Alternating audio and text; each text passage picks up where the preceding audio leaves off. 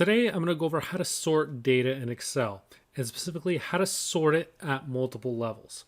So in front of me, I've got some sample data that shows card holder expenditures. We've got store, categories, amounts, and dates.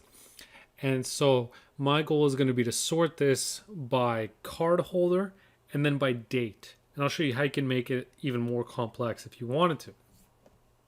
So there are a couple ways to do this. The first you'll want to go to the data tab, and you can either sort this manually using these sort buttons or using the dialog box for sorting. So I'll go over using the sorting buttons because this is probably the more complicated way to do it.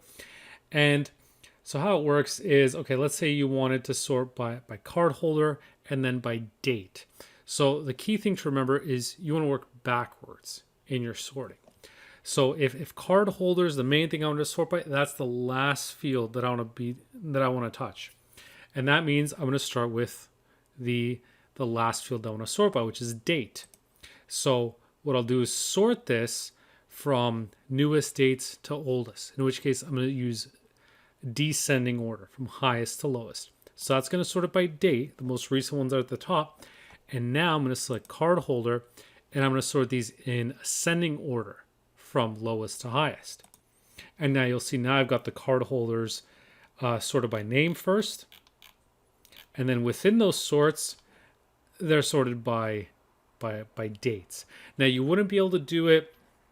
This wouldn't work if you did it the opposite way. For instance, let's say I first sorted by the card holder, and then I sorted by the date.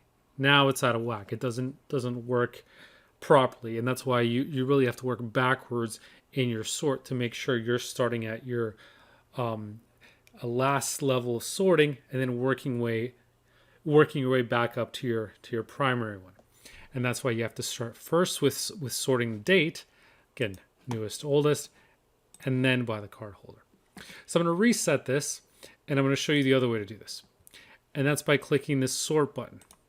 And on here, you can select the columns that you want to sort by. So first, I'm going to sort by card holder, and I'm going to do A to Z. And then I'm going to add a level, and then sort by date.